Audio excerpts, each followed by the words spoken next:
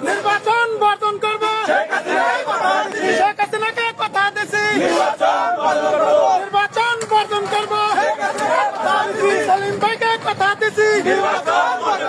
নির্বাচন বর্জন করবো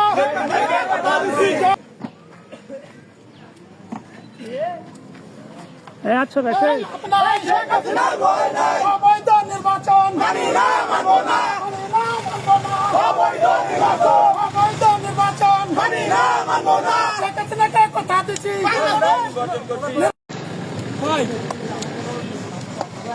ভাই আসেন